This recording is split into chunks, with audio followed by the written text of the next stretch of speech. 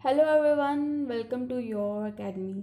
ਅੱਜ ਤੋਂ ਆਪਾਂ ਨਿਊ ਕੋਰਸ ਸਟਾਰਟ ਕਰਨ ਜਾ ਰਹੇ ਹਾਂ ਪੰਜਾਬੀ ਵਿਆਕਰਣ ਦੇ ਉੱਪਰ, ਜੋ ਕਿ ਹਰ ਇੱਕ ਪੰਜਾਬ ਗਵਰਨਮੈਂਟ ਐਗਜ਼ਾਮ ਦੇ ਲਈ ਇੰਪੋਰਟੈਂਟ ਹੈ। ਲਾਈਕ ਪੰਜਾਬ ਪਟਵਾਰੀ, ईटीटी, पीएससीबी क्लर्क हो गया, मास्टर कैडर हो गया, और जो भी अपने पंजाब गवर्नमेंट ਦੇ एग्जाम है। सो पंजाबी ग्रामर जो है वो कि हर एक पेपर ਦੇ ਵਿੱਚ ਤੁਹਾਨੂੰ ਪੁੱਛੀ ਜਾਂਦੀ ਹੈ। So before we start the topic, तुसी करना है चैनल ਨੂੰ सब्सक्राइब करना है, वीडियो ਨੂੰ शेयर करना है, लाइक करना है, एंड अपने फ्रेंड्स ਦੇ ਨਾਲ ਕੀ ਕਰਨਾ है, शेयर करना है, एंड कमेंट करके दसना है कि ਤੁਹਾਨੂੰ वीडियो ਕਿੱਦਾਂ ਲੱਗੀ। ठीक है। एंड लैक्चर के PDF के लिए तुसी करना है, अपना जो टैलीग्राम ग्रुप है उसको ज्वाइन कर लो। उसका लिंक जो है डिस्क्रिप्शन बॉक्स होएगा। सो उस कि थोनों जो टैलीग्राम ग्रुप के उपर क्विज़ अटैम्प्ट करने लिए प्रोवाइड करे जा रहे हैं। सो तुसी कि डेली अपने क्विज़ में अटैम्प्ट करो, एंड प्रिपरेशन जो भी थोड़ी चल रही है। सो उस तुसी कि अपना एनालिसिस कर सकते हो कि तुसी अपने कॉम्पीटिटर्स तो किन्ने रैंकिंग अगे हो। ठीक है जी। सो लैट्स गेट स्टार्टेड। सो आप अज की पंजाबी व्याकरण स्टार्ट करन जा रहे हैं। फस्ट ऑफ ऑल की है कि किसी बोली या भाषा नूं शुद्ध रूप विच लिखण या बोलण लई कुछ ना कुछ नियमां दी वरतों कीती जांदी है। ठीक है जी। सो अगर आप कोई भी लैंग्वेज है, चाहे इंग्लिश है, ठीक है, चाहे पंजाबी है, चाहे हिंदी है। सो अगर आप कोई भी लैंग्वेज है उसनूं बोलते हाँ या लिखते हाँ, सो उसदे लई कुछ नियम हुंदे आ, मीनस कोई ना कोई ग्रामर यूज़ करी जाती है। ठीक है जी। सो उसनूं की कहा जाता है व्याकरण। सो व्याकरण किन्ने तरह होंदे आ, 4 तरह के होंदे आ। सो तुहानूं क्वेश्चन की है बेसिकली कि ग्रामर के छोटे छोटे रूल्स तो ही पूछी जाएगी। सो फस्ट ऑफ ऑल तुहानूं ये पूछा जा सकता कि व्याकरण किन्नी तरह के होंदे आ। ठीक है जी। सो किन्ने तरह के होंदे, 4 तरह के होंदे आ। फस्ट ऑफ ऑल होंदा धुनी। धुनी बोध हो गया, अखर बोध हो गया, या फिर वर्ण बोध हो गया। सो जो तीनों चीज़ा हैं बेसिकली एक ही है, एक चीज़ का ही नाम है धुनी बोध। मीनस अखरां नूं आपां किद्दां बोलना है। शब्द बोध हो गया, उस तो बाद अखर जो लिखते हैं उन्हों का अर्थ की आ। ठीक है। उस तो बाद वाक बोध हो गया। सो ये अपने की 4 तरह के अपने को व्याकरण होंदे है। ठीक है। सो तुहानूं ये भी पूछा जा सकता कि शब्द बोध है वो किस दी टाइप है। ठीक है। किस किस किस दी टाइप है। सो किस दी टाइप है, व्याकरण नूं ही वंडिया जाता है 4 विच, दैट इज़ जो कि है धुनी बोध है, शब्द बोध, अखर बोध, अर्थ बोध एंड वाक बोध। ठीक है। सो फस्ट आप कर रहे हैं धुनी बोध। सो धुनी बोध में जिदा आप पहला देखिए अखर बोध और वर्ण बोध भाषा भी कहा जाता है। सो एक ही अपनी सब तो छोटी इकाई होंगी है, धुनी होंगी है। ठीक है। सब तो छोटी इकाई धुनी ही होंगी है अपनी। सो पंजाबी भाषा नूं बोलण वेले मूँह विचों जिहड़ियां अपनी आवाज़ां निकलदियां है ना, जो भी आप आवाज़ कढ़ते हैं बोलते हैं। सो धुनी की होंदा बेसिकली अपन जिसनूं आपां की कहने साउंड कहने आ। सो जो अपने मूँह चो आवाज़ निकलती है उसनूं की कहंदा पंजाबी धुनियां कहा जाता है। ठीक है जी। सो नैक्सट है शब्द बोध। सो जो धुनियां होंदियां वो तो की सीगी अपनियां जो आप मूँह चो आवाज़ कढ़ते हैं। ठीक है जी। सो शब्द बोध धुनी या वर्णा के सुमेल तो की शब्द बनता है। सो शब्द बोध जो शब्द बोलते हैं या कोई भी वर्ण मतलब कोई अखर लिखते हैं जो बोलते हैं, सो उन्होंने सुमेल, सुमेल मतलब कॉम्बीनेशन। ठीक है। सो कई बार की होंगे अपन पंजाबी भी समझने लिए थोड़ी इंग्लिश यूज़ करनी पैंती, क्योंकि अजकल की है अपना जो मेन जो अपनी कमांड है इंग्लिश के वर्ड्स की अपने को ईजी होंगे है। ठीक है। जो अगर आप हिंदी की गल करिए तो कोई भी अगर कॉम्पीटिटिव एग्जाम की तैयारी करते हैं तो हिंदी की अपनी बहुत डिफिकल्ट लैवल की होंगी है एज़ कंपेयर टू इंग्लिश। सो जो भी लैक्चर्स होंगे विच कुछ कुछ टाइप के जो भी पॉइंट्स आएंगे उत्थे की इंग्लिश नाल मैं तुहानूं एक्सप्लेन कर दिया करांगी। सो ईजी रहेगा। सो मोस्टली कि स्टूडेंट्स नूं पंजाबी च थोड़ी दिक्कत आउंदी है। सो शब्द बोध या धुनियां जां वर्णा दे सुमेल मतलब कॉम्बीनेशन ते तो ही की बनता अपना शब्द बनता है। सो धुनी का लिखती चिन्ह की होंगे अखर होंगे, मतलब आप कोई भी जी धुनी मैं कोई भी वर्ड बोल रही हाँ, सो अगर अगर अपन लिखती च लिखांगे तो उसमें क्या जाता अखर क्या जाता, मीन स्पैलिंग क्या जाता, वर्ड क्या जाता है। सो वो बोध जिस राही अखरां की सही वरतों का पता लगता है। मीनस हुण बई मैं कोई अखर लिखता, ठीक है, लाइक मैं इत्थे लिखता व्याकरण। ठीक है।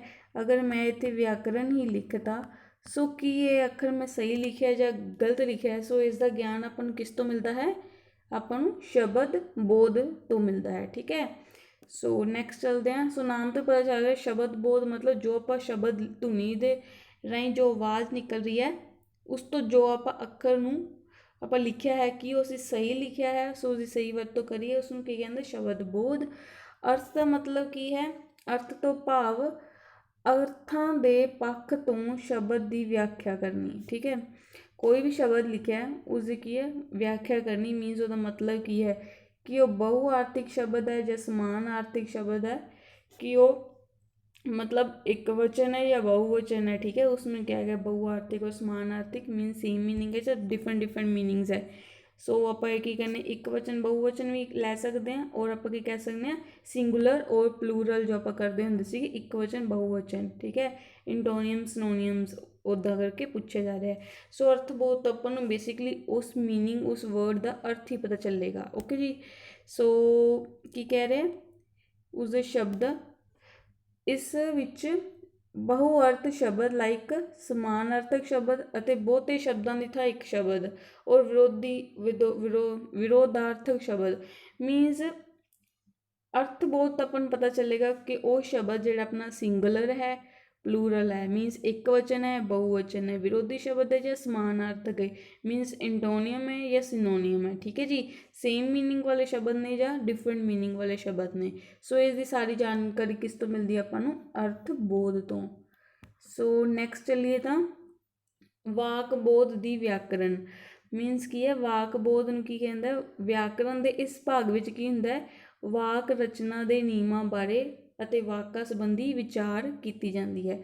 ਹੁਣ ਗਾਈਜ਼ ਤੁਸੀਂ ਦੇਖੋ ਵਾਕ ਬੋਧ ਮੀਨਸ ਵਾਕ ਦੇ ਉੱਪਰ ਬੋਧ ਹੈ ਮੀਨਸ ਜੋ ਵੀ ਆਪਣਾ ਸੈਂਟੈਂਸ ਹੈ ਸੋ ਸੈਂਟੈਂਸ ਨੂੰ ਬਣਾਉਣ ਦੇ ਲਈ ਕੁਝ ਰੂਲ ਸੈੱਟ ਹੁੰਦੇ ਆ। ਠੀਕ ਹੈ ਜੀ, ਲਾਈਕ ਪਹਿਲੇ ਕੀ ਹੁੰਦਾ ਆਪਣਾ ਸਬਜੈਕਟ ਹੁੰਦਾ ਹੈ। ਠੀਕ ਹੈ, ਉਸ ਸਬਜੈਕਟ ਤੋਂ ਬਾਅਦ ਕੀ ਹੁੰਦਾ ਆਪਣੀ ਹੈਲਪਿੰਗ ਵਰਬ ਹੁੰਦੀ ਆ ਹੈ ਨਾ, ਹੈਲਪਿੰਗ ਵਰਬ ਤੋਂ ਬਾਅਦ ਕੀ ਹੁੰਦੀ ਮੇਨ ਵਰਬ ਹੁੰਦੀ ਹੈ, ਦੈਨ ਕਿ ਆਪਣਾ ਓਬਜੈਕਟ ਹੁੰਦਾ ਹੈ। ਰਾਈਟ ਹੈ, सो उवें इस अगर पंजाबी च गल करिए ये तो हो गई अपनी इंग्लिश की गल। सो पंजाबी च देखा जाए तो ये होंगे अपना करता। ठीक है, हैल्पिंग वर्ब की होंगी अपनी सहायक क्रिया। ठीक है जी, ये होंगी सहायक क्रिया, वर्ब की होंगी अपनी क्रिया एंड ओबजैक्ट की होंगे अपना कर्म। ठीक है, सो पंजाबी दे इन्हों डिफरेंट डिफरेंट नाम ने इन्हों के। ठीक है, सो आप अगर तुहानूं इंग्लिश नूं ही अगर तुसीं पंजाबी विच कंपेयर करके चलोगे तो तुहानूं ईजी रहेगा। लाइक सब्जैक्ट नूं की कहा जाता है करता कहा जाता है, हैल्पिंग वर्ब होंगी अपनी सहायक क्रिया। सो हैल्पिंग नाम तो पता लगा सहायता है ना, सहायक क्रिया होंगी है एंड वर्ब होंगी क्रिया। सो ओबजैक्ट की होंगे कर्म, कर्म मतलब जो कि काम नूं जिस काम नूं करिया जा रहा है थ्रू करता, करता जो जिस काम नूं कर रहा दैट इज़ कर्म, दैट इज़ ऑब्जैक्ट। ओके जी, सो जो ये अपने जो सेंटेंस नूं बनाउंदे आ जदों सो उसदे जो रूल हुंदे आ जो आप नियम वरतदे आ वाक नूं बनाउण दे लई, सो उसदी जो व्याख्या किस दे विच हुंदी है विचारधारा उसदी कित्थे करी जांदी है वाक बोध व्याकरण कहा जांदा है। ठीक है जी, सो नैक्सट गल करिए भाषा जां बोली। सो डिफरेंट डिफरेंट एरिए दे विच डिफरेंट डिफरेंट भाषा बोली जाती है। ठीक है जी, सो कोई उपभाषा होंदी है, कोई आम भाषा होंदी, कोई साहित्यिक भाषा। सो आप देखते हैं भाषा जां बोली एक अजिहा साधन है जिस राह मनुख जिस राही थोड़ी पंजाबी च प्रॉब्लम आ गई टैक्सट की। सो जिस राही मनुख अपने विचार जां मनोभावां नूं दूसरे मनुखां नाल साझा करता है। सो लैंगुएज की है भाषा की हुंदी है जे मैं किसी नाल अपनी कोई दिल की गल अगर शेयर करनी है, ठीक है, किसी नाल सांझी करनी है तो मैं की करूँगी किसी भाषा नूं यूज़ करूँगी, लाइक वो लैंगुएज यूज़ करूँगी जिहड़ी अगले बंदे नूं भी समझ आ जाए। ये नहीं हाँ भी मैं कोई फ्रेंच लैंगुएज बोलन लग गई है ना, कोई फारसी भाषा मैं बोली जाऊँ और अगले बंदे नूं समझ ही ना आए। ठीक है जी, सो इस दे नाल की है भाषा वो हुंदी है जिहड़ी कि सांझी हुंदी है दोनों ਜਿਹੜੇ दोनों मीडियम है दो परसन ਦੇ ਵਿੱਚ ਸਾਂਝੀ ਭਾਸ਼ਾ ਬੋਲੀ ਜਾਏਗੀ जिस दे नाल कि एक व्यक्ति जो परसन है वो दूसरे परसन नाल कि अपनी जो विचार है उसकी मनोभावना मतलब फीलिंग्स है वो शेयर कर सके। सो भाषा किन्ने तरह की दो तरह की, एक तो होंगी आम बोल चाल वाली जो आप नॉर्मली बोलते हैं आपस के। ठीक है जी, सो एक होंगी टकसाली भाषा, जस्ट अ मिनट।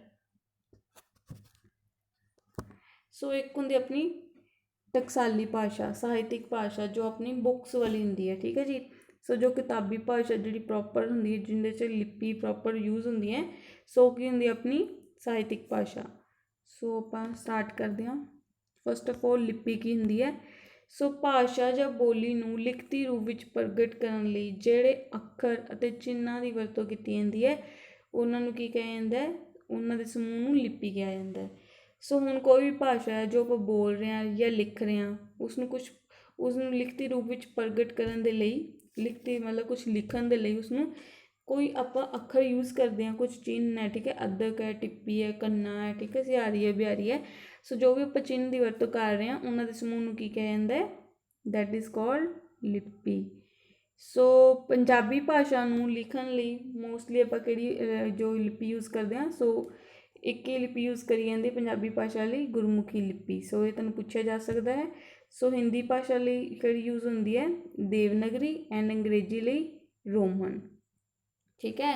ਸੋ ਇਹ 3 ਪੁਆਇੰਟ ਹੈ, ਇੰਪੋਰਟੈਂਟ ਹੈ। ਪੰਜਾਬੀ ਲਈ ਆਪਾਂ ਗੁਰਮੁਖੀ ਲਿਪੀ ਯੂਜ਼ ਕਰਦੇ ਹਾਂ, ਹਿੰਦੀ ਲਈ ਦੇਵਨਾਗਰੀ ਐਂਡ ਅੰਗਰੇਜ਼ੀ ਲਈ ਰੋਮਨ। ਨੈਕਸਟ ਹੈ ਵਰਨਮਾਲਾ। ਸੋ ਵਰਨਮਾਲਾ ਕੀ ਹੁੰਦੀ ਆ, ਗੁਰਮੁਖੀ ਅੱਖਰ ਜਦ ਨਿਸ਼ਚਿਤ ਤਰਤੀਬ ਵਿੱਚ ਰੱਖੇ ਜਾਂਦੇ ਹਨ, ਠੀਕ ਹੈ ਜੀ। ਹੁਣ ਆਪਣੀ ਕਿਹੜੀ ਯੂਜ਼ ਹੁੰਦੀ ਹੈ, ਗੁਰਮੁਖੀ ਲਿਪੀ। ਸੋ ਵਰਨਮਾਲਾ ਕੀ ਹੈ, ਕੋਈ ਵੀ ਗੁਰਮੁਖੀ ਅੱਖਰ ਹੈ ਉਹਨੂੰ ਇੱਕ ਨਿਸ਼ਚਿਤ ਰੂਪ ਵਿੱਚ ਕੋਈ ਤਰਤੀਬ ਮੀਨਸ ਕਿ ਕੋਈ ਸਟ੍ਰੈਟਜੀ, ਕੁਝ ਸਟਰਕਚਰ ਦੇ ਵਿੱਚ ਤਰਤੀਬ ਨਾਲ ਆਪਾਂ ਰੱਖਦੇ ਹਾਂ, ਉਸਨੂੰ ਕੀ ਕਹਿੰਦਾ, ਗੁਰਮੁਖੀ ਵਰਨਮਾਲਾ। ਸੋ ਗੁਰਮੁਖੀ ਲਿਪੀ ਦੇ ਵਿੱਚ ਕੀ ਹੈ, ਪਹਿਲਾਂ ਕਿੰਨੇ ਅੱਖਰ ਹੁੰਦੇ ਸੀਗੇ, 35, ਬਟ ਹੁਣ ਕਿੰਨੇ ਆਪਣੇ 41 ਹੈ। ਸੋ ਪਹਿਲਾਂ ਕੀ ਗੁਰਮੁਖੀ ਲਿਪੀ 'ਚ ਕਿੰਨੇ ਹੁੰਦੇ ਸੀ, 35 ਅੱਖਰ ਹੁੰਦੇ ਸੀ, ਇਸ ਕਰਕੇ ਉਸਨੂੰ ਪੱਤੀ ਅੱਖਰੀ ਵੀ ਕਿਹਾ ਜਾਂਦਾ ਸੀ। ਪੱਤੀ ਮਤਲਬ 35 ਤੋਂ ਬਣਿਆ, ਠੀਕ ਹੈ। ਸੋ ਅਰਬੀ ਅਤੇ ਫਾਰਸੀ ਧੁਨੀਆਂ ਨੂੰ ਅੰਕਿਤ ਕਰਨ ਤੋਂ ਬਾਅਦ ਇਸ ਵਿੱਚ 5 ਅੱਖਰ ਹੋਰ ਵਿੱਚ ਐਡ ਹੋ ਗਏ ਸੀਗੇ, ਸੱਸਾ, ਖੱਖਾ, ਠੀਕ ਹੈ। ਤੁਹਾਨੂੰ ਪੁੱਛਿਆ ਜਾ ਸਕਦਾ ਸੱਸਾ, ਖੱਖਾ, ਗੱਗਾ, ਜੱਜਾ ਅਤੇ ਫੱਫਾ ਦੇ ਪੈਰ ਵਿੱਚ ਬਿੰਦੀ ਦੀ ਵਰਤੋਂ ਕਰਕੇ। ਇਹ ਤਾਂ ਨੋਰਮਲ ਸੀਗੇ, ਫਿਰ ਕੀ ਹੋ ਗਿਆ, ਸੱਸੇ ਪੈਰ ਬਿੰਦੀ, ਖੱਕੇ ਪੈਰ ਬਿੰਦੀ, ਗੱਗੇ ਪੈਰ ਬਿੰਦੀ ਆਪਾਂ ਬੋਲਦੇ ਵੀ ਹੁੰਦੇ ਸੀ ਨਾ ਛੋਟੇ ਹੁੰਦੇ, ਲਾਈਕ ਸੱਸੇ ਪੈਰ ਬਿੰਦੀ, ਸ਼ਾ ਬੋਲੇ, ਖੱਗੇ ਪੈਰ ਬਿੰਦੀ, ਖਾ ਬੋਲੇ। ਸੋ ਇੱਦਾਂ ਕਰਕੇ ਹੁੰਦੇ ਸੀਗੇ। ਸੋ ਅੱਖਰ ਬਣਾ ਲਏ ਗਏ।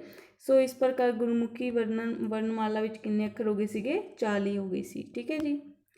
ਸੋ ਪੰਜਾਬੀ ਵਿਭਾਗ ਵਿੱਚ ਪਟਿਆਲਾ ਵੱਲੋਂ ਫਿਰ ਹੋਰ ਧੁਨੀ ਦੀ ਪਛਾਣ ਕਰ ਲਿੱਤੀ ਗਈ, ਜੋ ਕਿ ਲੱਲੇ ਅੱਖਰ ਦੇ ਪੈਰ ਵਿੱਚ ਬਿੰਦੀ ਲਗਾ ਕੇ ਲੱਲੇ ਪੈਰ ਬਿੰਦੀ ਅੱਖਰ ਬਣਾ ਲਿੱਤਾ ਗਿਆ। ਸੋ ਤਾਲਵੀ ਧੁਨੀ ਨੂੰ ਪ੍ਰਗਟ ਕਰਨ ਲਈ ਇਹ ਕੀ ਪੰਜਾਬੀ ਵਰਨਮਾਲਾ ਦੀ ਗਿਣਤੀ ਕਿੰਨੀ ਹੋ ਗਈ ਸੀ। ਸੋ ਹੁਣ ਆਪਣੀ ਗਿਣਤੀ ਕਿੰਨੀ ਹੈ ਵਰਨਮਾਲਾ ਦੀ, 41 ਹੈ। ਸੋ ਤੁਹਾਨੂੰ ਪੱਤੀ ਅੱਖਰੀ ਪੁੱਛਿਆ ਜਾ ਸਕਦਾ, ਜਦ ਆਪਣੇ ਕੋਲ 35 ਸੀਗੇ। ਸੋ ਉਸ ਤੋਂ ਬਾਅਦ ਕਿੰਨੇ ਸੀਗੇ ਆਪਣੇ ਕੋਲੇ, ਹੋਰ ਆਪਣੇ ਕੋਲੇ 5 ਹੋਰ ਐਡ ਹੋ ਗਏ ਸੀਗੇ, ਠੀਕ ਹੈ ਜੀ। ਸੋ ਉਸ ਤੋਂ ਬਾਅਦ ਕਿ ਇੱਕ ਕੀ ਪਟਿਆਲਵੀ ਧੁਨੀ ਦੇ ਲਈ ਆਪਣੇ ਕੋਲ ਇੱਕ ਅੱਖਰ ਹੋਰ ਆਇਆ ਸੀਗਾ, ਲੱਲੇ ਪਰ ਬਿੰਦੀ। ਸੋ ਗਾਇਸ ਤੁਹਾਨੂੰ ਇਹਨਾਂ ਵਿੱਚੋਂ ਅਗਰ ਟ੍ਰਿਕੀ ਕੁਐਸਚਨ ਪੁੱਛਦਾ ਤਾਂ ਤੁਹਾਨੂੰ ਇਸ ਪੁਆਇੰਟ ਤੋਂ ਹੀ ਪੁੱਛਿਆ ਜਾ ਸਕਦਾ ਹੈ। ਸੋ ਹੁਣ ਗੱਲ ਕਰੀ ਧੁਨੀਆਂ ਦੀ, ਆਪਾਂ ਬੇਸਿਕਲੀ ਆਪਾਂ ਧੁਨੀਆਂ ਕਰਕੇ ਆਏ ਹਾਂ। ਧੁਨੀਆਂ ਕਹਿੰਦੇ ਜੋ ਆਪਾਂ ਆਵਾਜ਼ ਆਪਾਂ ਮੂੰਹ ਦੇ ਵਿੱਚੋਂ ਕੱਢਦੇ ਹਾਂ, ਠੀਕ ਹੈ, ਬੋਲਦੇ ਹਾਂ। ਸੋ ਧੁਨੀਆਂ 2 ਤਰ੍ਹਾਂ ਹੁੰਦੀਆਂ, ਸਵਰ ਐਂਡ ਵਿਅੰਜਨ, ਠੀਕ ਹੈ। ਸੋ ਬੇਸਿਕਲੀ ਸਵਰ ਕੀ ਹੁੰਦਾ, ਆਪਣੇ ਜੋ ਵੋਵਲਸ ਹੁੰਦੇ ਆ, ਠੀਕ ਹੈ, AEIOU। ਸੋ ਉਹਨਾਂ ਦੇ ਉਸਨੂੰ ਪੰਜਾਬੀ 'ਚ ਕੀ ਕਿਹਾ ਜਾਂਦਾ, ਊੜਾ, ਐੜਾ ਐਂਡ ਈੜੀ, ਠੀਕ ਹੈ। ਵਿਅੰਜਨ ਕੀ ਹੁੰਦੇ ਨੇ, ਕੌਨਸੋਨੈਂਟ, ਜੋ ਕਿ ਇਹਨਾਂ ਨੂੰ ਛੱਡ ਕੇ ਬਾਕੀ ਸਾਰੇ ਇਸ ਕੌਨਸੋਨੈਂਟ ਹੁੰਦੇ ਆ, ਵਿਅੰਜਨਸ ਹੁੰਦੇ ਆ, ਠੀਕ ਹੈ ਜੀ। ਸੋ ਫਸਟ ਆਫ ਆਲ ਸਵਰ। ਸੋ ਇੱਥੇ ਕੀ ਆਏਗਾ, ਸਵਰ ਹੀ ਆਏਗਾ। ਸੋ ਉਹ ਧੁਨੀਆਂ ਜਿਨ੍ਹਾਂ ਨੂੰ ਬੋਲਣ ਜਾਂ ਉਚਾਰਨ ਮੀਨਸ ਬੋਲਣ ਸਮੇਂ, ਮਤਲਬ ਜਦੋਂ ਬੋਲਦੇ ਹਾਂ, ਅੰਗ ਕੋਈ ਰੁਕਾਵਟ ਨਹੀਂ ਮੰਗਦੇ, ਠੀਕ ਹੈ। ਜਦੋਂ ਆਪਾਂ ਬੋਲਦੇ ਊੜਾ, ਐੜਾ, ਈੜੀ, ਠੀਕ ਹੈ। ਸੋ ਆਵਾਜ਼ ਮੂੰਹ ਵਿੱਚ ਬੇਰੋਕ ਬਾਹਰ ਨਿਕਲਦੀ ਹੈ। ਸੋ ਅਗਰ ਆਪਾਂ ਬੋਲੇ ਤੱਤਾ ਹੈ ਨਾ, ਜਾਂ ਕੁਛ ਵੀ ਬੋਲਦੇ ਆ ਸੱਸਾ, ਤਾਂ ਆਪਣੀ ਕੀ ਆਵਾਜ਼ ਆਪਣੀ ਥੋੜ੍ਹੀ ਰੁਕਦੀ ਆ, ਬਟ ਊੜਾ, ਐੜਾ, ਈੜੀ ਸੇ ਆਪਣੀ ਆਵਾਜ਼ ਨਹੀਂ ਰੁਕਦੀ ਬਿਲਕੁਲ ਵੀ। ਸੋ ਬੇਰੋਕ ਹੋ ਕੇ ਬਾਹਰ ਨਿਕਲਦੀ ਹੈ। ਸੋ ਉਸਨੂੰ ਕੀ ਕਿਹਾ ਜਾਂਦਾ, ਸਵਰ ਕਿਹਾ ਜਾਂਦਾ। ਸੋ ਇੱਕ ਹੀ 3 ਤਰ੍ਹਾਂ ਦੇ, ਊੜਾ, ਐੜਾ ਐਂਡ ਈੜੀ। ਪਰ ਉਚਾਰਨ ਪੱਖ ਵਿੱਚ ਇਸਨੂੰ ਸਵਰ ਧੁਨੀਆਂ 10 ਹਨ। ਵੈਸੇ ਅਗਰ ਅੱਖਰ ਗੱਲ ਕਰੇ ਜੀ, ਊੜਾ, ਐੜਾ, ਈੜੀ 3 ਹੀ ਨੇ, ਬਟ ਲਾਈਕ ਇਹਨਾਂ ਦੇ ਵਿੱਚ ਹੋਰ ਧੁਨੀਆਂ ਐਡ ਹੋ ਜਾਂਦੀਆਂ, ਲਾਈਕ ਉਹਦਾ ਕੰਨਾ ਹੋ ਗਿਆ, ਠੀਕ ਹੈ। ਸੋ ਇੱਦਾਂ ਕਰਕੇ ਜਿੰਨੇ ਵੀ ਆਪਣੇ ਮੈਕਸੀਮਮ ਕੋਂਬੀਨੇਸ਼ਨ ਬਣ ਸਕਦੇ ਆ ਉਸਦੇ ਵਿੱਚ ਲਿਪੀ ਦੇ ਨਾਲ ਚਿੰਨ੍ਹ ਵਰਤੋਂ ਕਰਕੇ, ਓਕੇ ਜੀ। ਸੋ ਵਿਅੰਜਨ ਦੀ ਗੱਲ ਕਰੀਏ, ਜੋ ਤੁਹਾਨੂੰ ਦੱਸਿਆ ਸੀ, ਜੋ ਆਪਣੇ ਊੜਾ, ਐੜਾ, ਈੜੀ ਤੋਂ ਬਿਨਾਂ ਜੋ ਬਚਦੇ ਆ, ਸੋ ਜਿਨ੍ਹਾਂ ਦੇ ਵਿੱਚ ਕੀ ਹੈ, ਬੋਲਣ ਦੇ ਸਮੇਂ, ਉਚਾਰਨ ਸਮੇਂ ਥੋੜ੍ਹੀ ਰੁਕਾਵਟ ਆਉਂਦੀ, ਜਿਵੇਂ ਸੱਸਾ, ਲਾਈਕ ਆਪਣੀ ਜੋ ਜੀਭ ਦੇ ਨਾਲ ਹੈ, ਸੋ ਟੱਚ ਕਰਦੀ ਹੈ। ਸੋ ਉਸ ਕਰਕੇ ਕੀ ਹੈ, ਥੋੜ੍ਹੀ ਦੇਰ ਰੁਕ ਕੇ ਆਪਣੀ ਆਵਾਜ਼ ਬਾਹਰ ਆਉਂਦੀ ਹੈ, ਠੀਕ ਹੈ ਜੀ, ਲਾਈਕ ਮੰਮਾ, ਪੱਪਾ, ਹੈ ਨਾ। ਸੋ ਇੱਦਾਂ ਕਰਕੇ। ਸੋ ਇਹ ਕਿੰਨੇ ਅੱਖਰ ਹੁੰਦੇ ਵਿਅੰਜਨ ਆਪਣੇ ਕਿੰਨੇ ਹੁੰਦੇ ਨੇ 38 ਐਂਡ ਸਵਰ ਕਿੰਨੇ ਹੁੰਦੇ ਆ 3। ਠੀਕ ਹੈ ਜੀ। ਸੋ ਅੱਗੇ ਹੁੰਦੇ ਆਪਣੇ ਕੋਲੇ ਅਨੁਨਾਸਕੀ ਵਿਅੰਜਨਸ। ਅਨੁਨਾਸਕੀ ਵਿਅੰਜਨ ਉਹ ਧੁਨੀਆਂ ਹੁੰਦੀਆਂ, ਸੋ ਆਪਾਂ ਧੁਨੀਆਂ ਦੀ ਗੱਲ ਕਰ ਰਹੇ ਹਾਂ, ਸਵਰ ਹੋ ਗਏ, ਵਿਅੰਜਨ ਹੋ ਗਏ ਐਂਡ ਅਨੁਨਾਸਕੀ ਵਿਅੰਜਨ।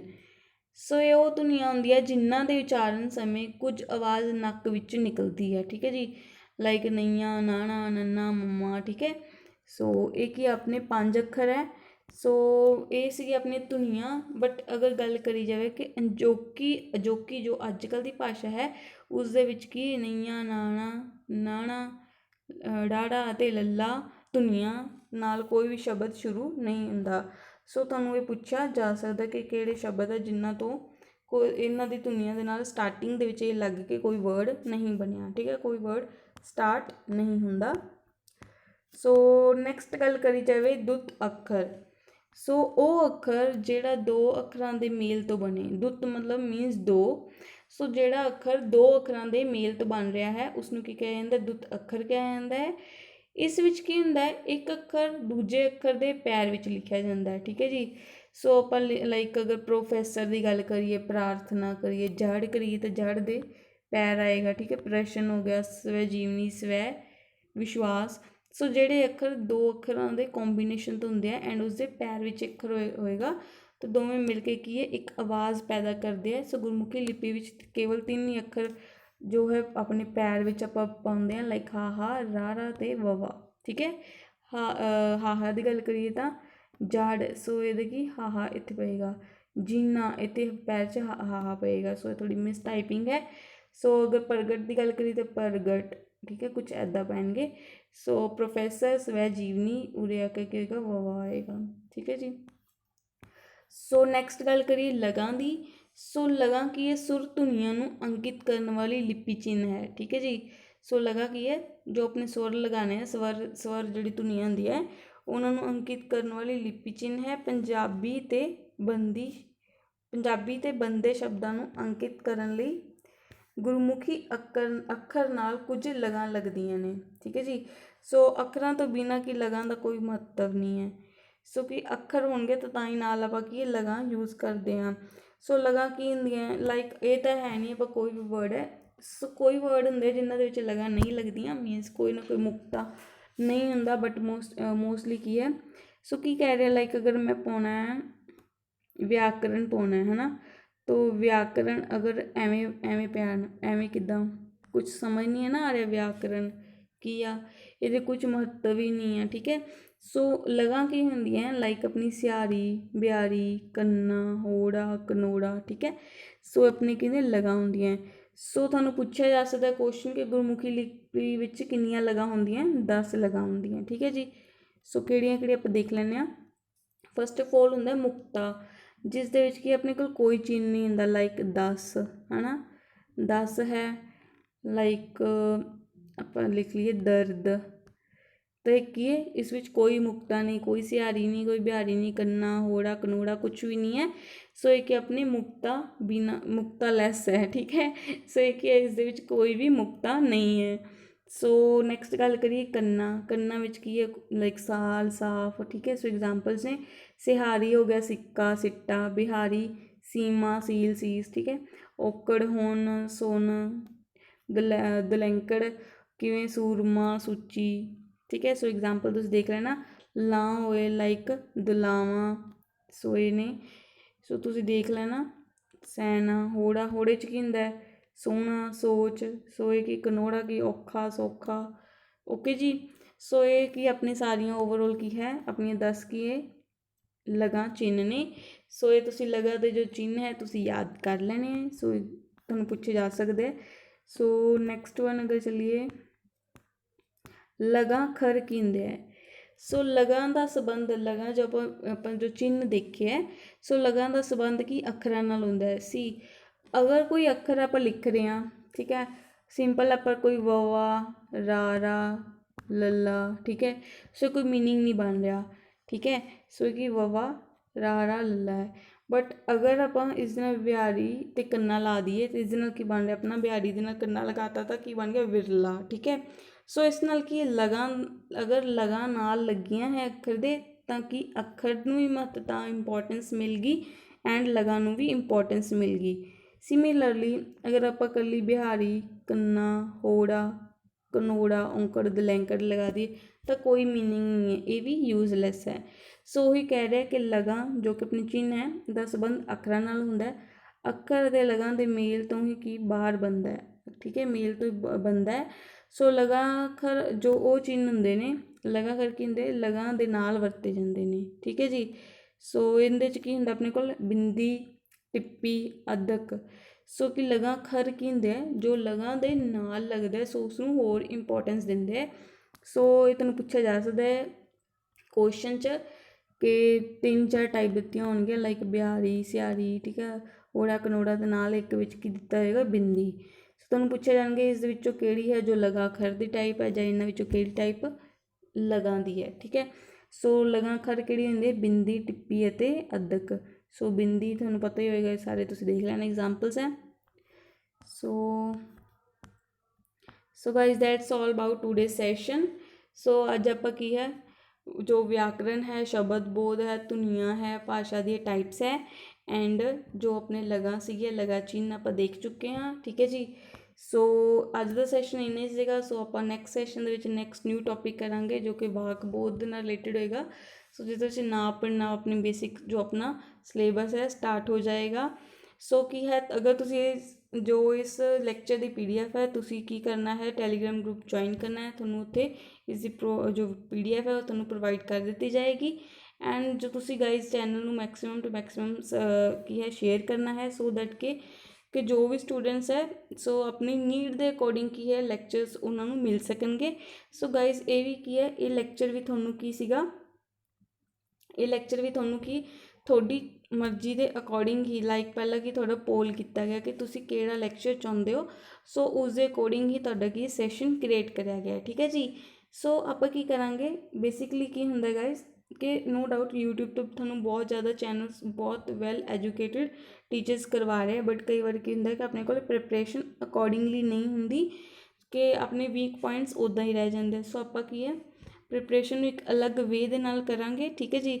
ਸੋ ਆਪਾਂ ਕੀ ਟਾਰਗੇਟ ਕਰਾਂਗੇ, ਬੇਸਿਕਲੀ ਆਪਾਂ ਆਪਣੇ ਜੋ ਆਪਣੇ ਵੀਕ ਪੁਆਇੰਟਸ ਹੈ, ਵੀਕ ਸਬਜੈਕਟ ਹੈ, ਸੋ ਆਪਾਂ ਕੀ ਉਸ ਨੂੰ ਪਹਿਲੇ ਹਿੱਟ ਕਰਾਂਗੇ, ਠੀਕ ਹੈ।